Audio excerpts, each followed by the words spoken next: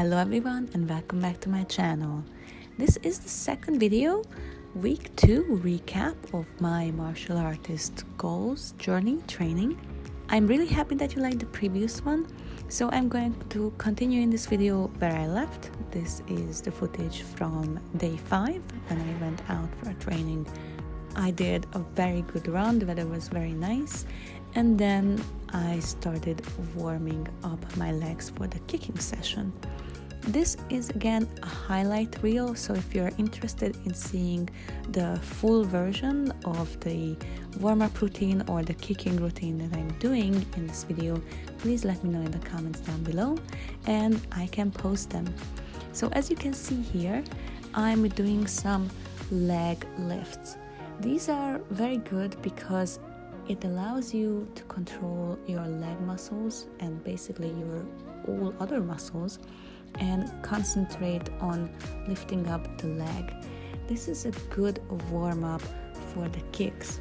So as you can see here, I'm doing different variations where I'm lifting up my leg, but I'm not just lifting it up, I'm actually trying to control it and keep my balance. When you are focusing on keeping your balance, you are improving your strength and your flexibility at the same time, especially with these kinds of moves. Next up, as you can see, I am using the tree to hold on to, and I'm doing side kicks. I'm trying to do the full range of motion here. So I am lifting up my leg, pulling it close to my chest and then kicking out. Again, pulling it back and do the full range of motion with that. Next up, during this session, I did a lot of pattern practice. Here you can see I'm just doing the very first pattern, which is the chanji.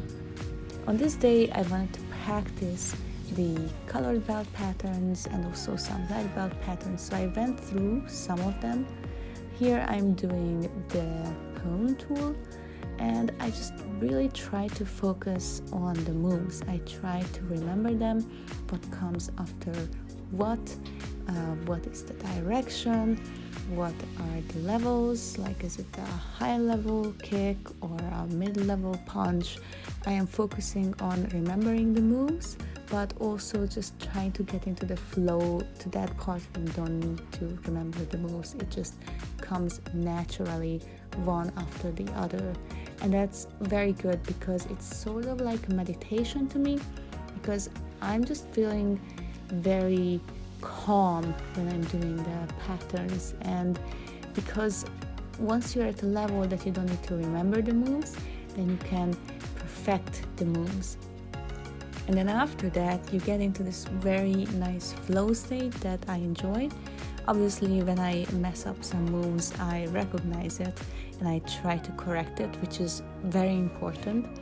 So I know what I need to practice, what are parts of the different patterns that I want to practice, certain kicks or certain punches, certain stances, and I'm paying attention to all those. So when I'm practicing by myself and then I can watch back the video, which is very useful to me, I can see what can I improve on. On the next day, I went out for a run and it was raining. Today is a little bit of a rainy day, as you can see, but going out for my run anyway, it's gonna be good. It rained all night, so it is still wet. I think it rained a little bit in the morning. It's quite chilly, so I put on my Star Wars hoodie, keep me warm, and I'm gonna go and do my run, and then I'll try and find a place that's not too wet so I can do my practice. So on this day, because it was still a little bit raining, after my run I managed to get under this building. It was not raining there, so that's good. There were other people around, so I tried to put up the camera in such a way that I'm not filming them, only myself, so that's why the angle is a little bit weird. So I was doing some extra running and moves. I tried to do some footwork, tried to do some kicks, and just making sure that my body is moving around and I'm not stopping after a very good running session. I just managed to get out between the two reins, so that was good. And as I mentioned, humidity was very good, but I still like to wear my sweater, not just because it says Star Wars, but just because I like it.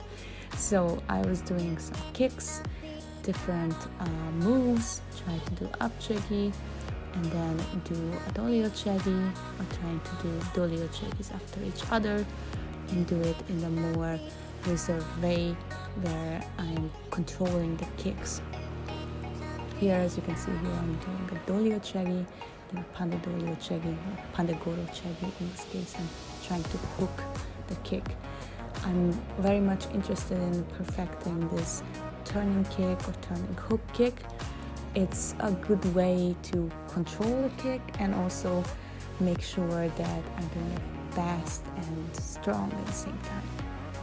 This is another good exercise when you can combine different things. So I'm doing a kick and then I'm doing a front lunge, or I'm doing a kick and then I'm doing a side lunge.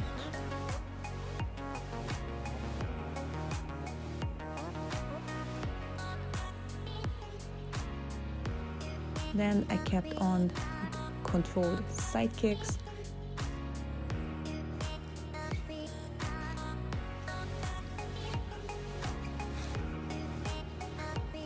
Doing some kicking combinations here, 2 twisting kicks, Itoro chegi in Korean. Then I went on and practiced the turning kick. Here I'm doing it in such a way that I'm trying to do a little jump at the same time I'm doing the kick, which is fun because I like to leave the leg to do a big move because I can do a big circle.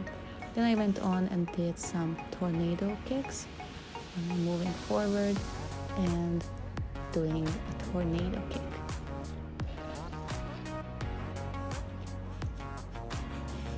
Then I went on and did some kneeing techniques, and ultimately I went back and did some more tornado kicks.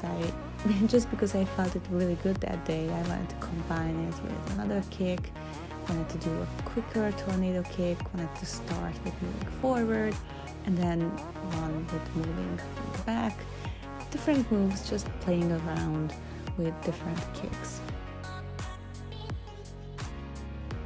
Here I'm just doing a low section roundhouse kick and a high section one, just playing basically and trying to control the moves.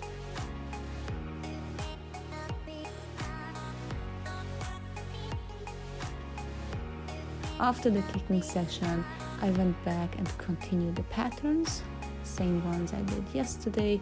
Here I'm doing the kwange tool, and again I'm focusing on making sure that I'm accurate and that the right moves are coming up, and I'm concentrating on the breathing as well.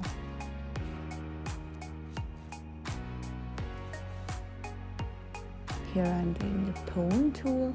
And then I did some other patterns, but I didn't feel like I needed to include everything. So I'm just including a little bit from all the different patterns. But I really like practicing here because the floor is straight and I had enough space. On the next day, day 7, I went out for a nice run. It was very good. It was not raining, so the weather was very nice. And then after the run, I immediately continued with the turning kicks, especially the reverse turning kicks, because yesterday I really felt good with doing that. Any type of a reverse hook kick, reverse turning kick, back kick, anything like that. So I just continued on focusing the accuracy, the speed, and the power of these kinds of kicks. As you can see here in the background, there's a lot of people outside running that morning. It was a beautiful day and I managed to find a good place to practice here. I'm sorry if the footage is a little bit too bright. I try to modify it so you can see it better. Sometimes I can't find the perfect place to practice my Taekwondo, so I try to go where there's a little place where I can put my camera down and other people are not exercising at the same place, or I'm not in the runner's route, for example. But I always manage to find a good place to practice, which I'm very grateful for. And as General Choi said, all place under heaven is a dojang. What does it mean? Well, it means that you can practice Taekwondo anywhere. You don't need to go to a dojang.